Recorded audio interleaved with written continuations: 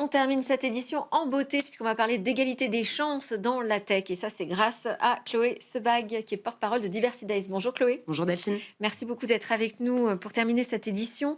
On va regarder quels sont les chiffres déjà de l'inclusion dans le numérique. Est-ce que ça progresse? Qu'est-ce que vous avez comme données? Alors si on regarde particulièrement l'écosystème startup, on se rend compte qu'il y a un sujet plutôt positif, c'est que 81% des actifs français estiment que l'écosystème startup est plutôt, enfin, ont une vision plutôt positive de cet écosystème. D'accord. Mais si on regarde combien sont susceptibles d'aller vers ce domaine, seuls 20% envisagent de postuler dans l'écosystème startup, qui est une belle part du monde du numérique. Quand on regarde aussi au niveau de l'entrepreneuriat, on se rend compte que c'est un écosystème qui reste quand même très homogène, hein, puisque seuls 2% des personnes qui décident de fonder des startups ont un père ouvrier, contre 61% qui ont un père qui est cadre.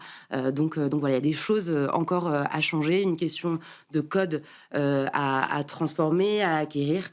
Voilà. Parce que, en fait, donc, ça veut dire cet écosystème, il fait rêver, donc beaucoup ont envie de se lancer, mais finalement, peu se l'autorisent. Mm. Et quand c'est concrétisé, c'est une toute petite part de représentativité de la société, quoi. Exactement. En fait, quand on regarde sur le salariat, il y a une petite part, et quand on regarde vraiment sur ceux qui décident de fonder Ouais. des startups, là, c'est vraiment minime quand on ne vient pas d'une famille où justement on a des modèles qui ont pu exercer des métiers cadres, etc. Est-ce que c'est lié aux formations, peut-être?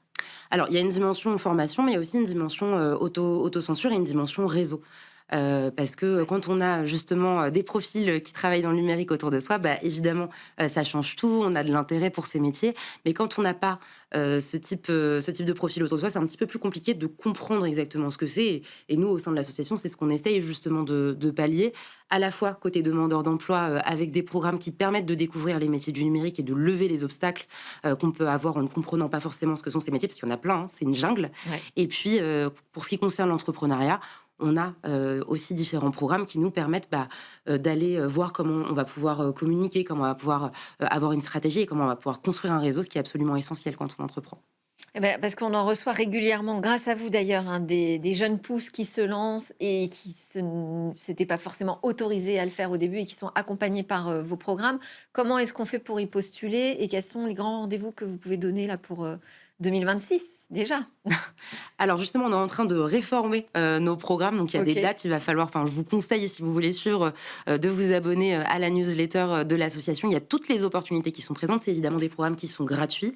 Pour ce qui est des demandeurs d'emploi, il y a des dates qui devraient arriver au premier trimestre, avec des nouveaux programmes qui vont être assez centrés sur l'intelligence artificielle et l'accès aux métiers en lien avec l'intelligence artificielle, mais aussi toutes les compétences du numérique en général. Et pour ce qui est des entrepreneurs, on a quelque chose de très localisé. Et là, en ce moment, il y a des programmes qui sont ouverts à Marseille, à Montpellier, pour bénéficier d'un accompagnement 100% gratuit et justement aller rencontrer son réseau, aller avoir aussi des opportunités de mise en visibilité. Donc voilà, il y a plein de choses qui vont se passer en 2026. On parle beaucoup de l'importance aussi des rôles modèles. Le mentorat, ça fait partie des sujets clés au sein de Absolument. Diversity Days. Ouais. Absolument, ça fait partie des sujets clés et C'est c'est ce qu'on difficile de développe. trouver des mentors? Alors, c'est difficile et en même temps, il y a plein de gens qui ont envie de le faire. Il faut Ah, surtout trouver le moment où il y a des événements dédiés à ça. On en a fait un pas plus tard qu'il y a quelques jours, justement, avec une trentaine d'entrepreneurs et de mentors. Et c'était vraiment génial. On avait des représentants de plein d'entreprises, que ce soit LinkedIn, EDF et bien d'autres encore, qui étaient là pour les accompagner. Et c'est ce qu'on veut aussi démultiplier à travers d'autres événements. Là, c'était un petit, mais à la rentrée, on organise un événement qui s'appelle Unique, qui est un grand festival pour l'égalité des chances, qui est 100% gratuit, qui va avoir lieu le 12 septembre à la Cité du Cinéma. Et dans ce cadre-là, il y aura justement des ateliers mentorat pour permettre aux entrepreneurs, mais aussi aux demandeurs d'emploi, d'être accompagnés. et transformer ce visage de la tech. Et exactement, on a besoin de transformer le visage de l'entrepreneuriat et de la tech en France. Merci beaucoup, Chloé Sebag, d'avoir été avec nous et merci pour votre participation très régulière à Smart Tech. On soutient évidemment l'initiative unique, hein. Bismart Merci était beaucoup. partenaire l'année Oui, dernière.